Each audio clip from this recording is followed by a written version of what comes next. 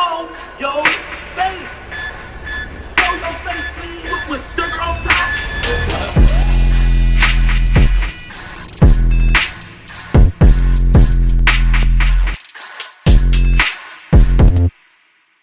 Hey, what's up, y'all? Y'all know my slogan.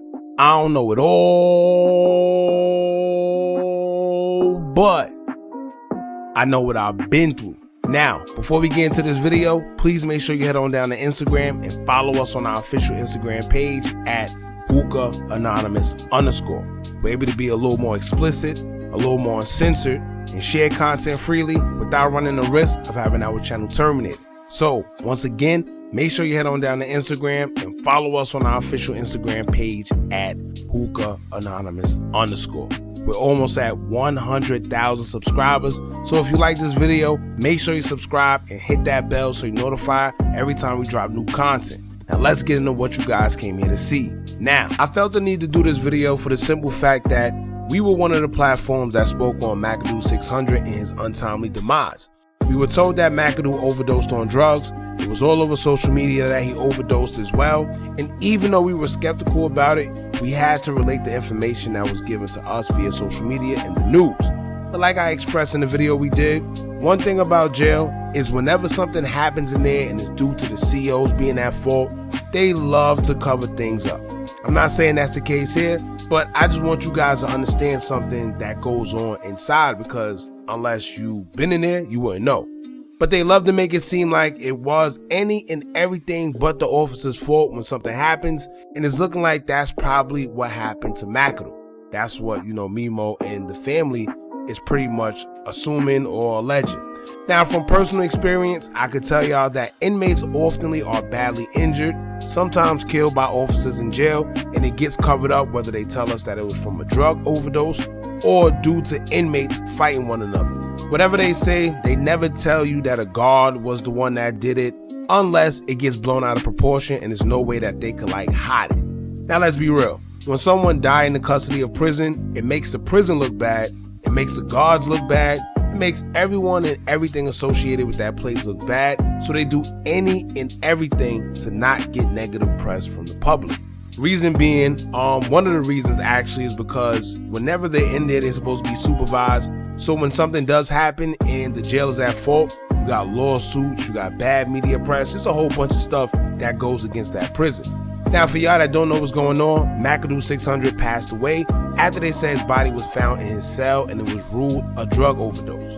Mac didn't strike us as someone who would abuse drugs, so it was a little sketchy when we were told. After the news was released, it's been put out there twice that Makado's death didn't actually come from overdosing, and they alleged that it was no drugs even in his system. These claims came directly from the family of Makado, and now it's coming from Memo600 himself as well.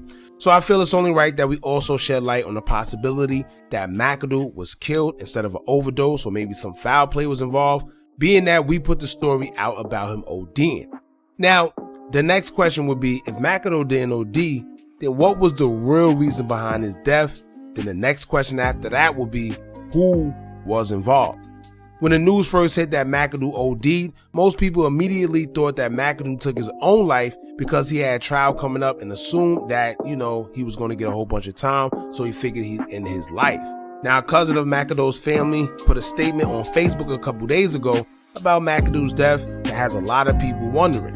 Now, I don't know where they got their info from. I'm assuming, from the hospital or something like that. Autopsy, I'm not sure. But I'm assuming wherever they got it from, they believe that Makado was killed and not overdosed.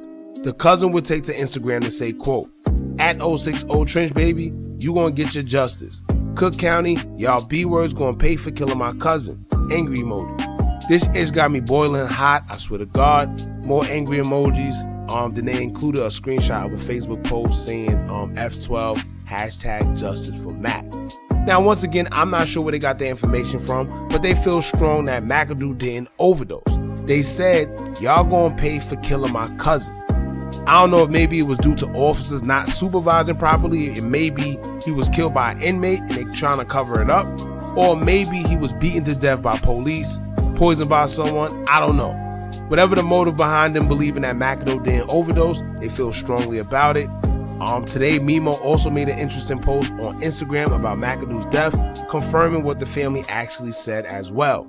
I don't know if he spoke to them directly or maybe he got his own beliefs for his own reasons. Either way, Memo took to his Instagram story and he had this to say. He said, quote, "On Steve, Mac didn't die from a drug overdose. Stop saying that ish. Wasn't no drugs in my little brother system."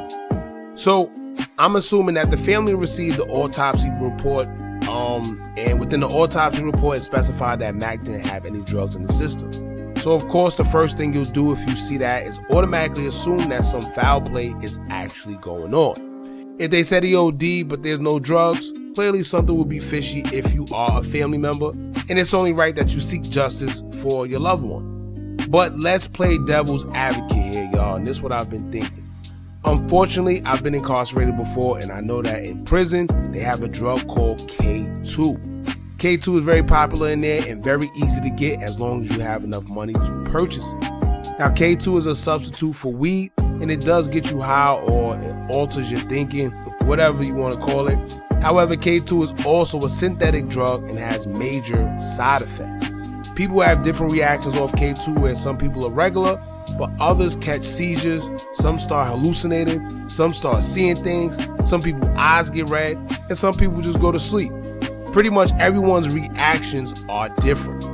Now, K2 could be deadly, but a lot of people risk it just to get high while they are incarcerated, and the drug is mostly popular because it don't show up in your system as a drug. So inmates or people who are on probation or parole or some type of supervised release, they use it to avoid getting in trouble for smoking because, you have to do a drug test. So it don't stay in your system. It don't leave a trace as a drug, so you won't get in trouble.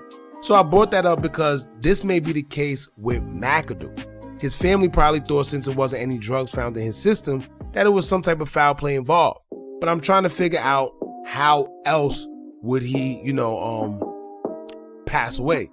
Did he have bruises? Did he have cuts, marks? If he had any of that stuff, then that's a clear sign or indication that some type of foul play was involved.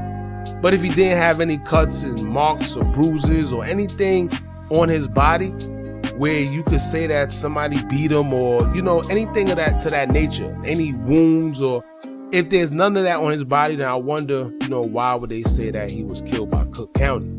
Now, I'm pretty sure they got their own beliefs and their own reasons, so I can't sit here and go back and forth. I just wanted to play devil's advocate and put something out there because this is a situation that I've seen personally myself.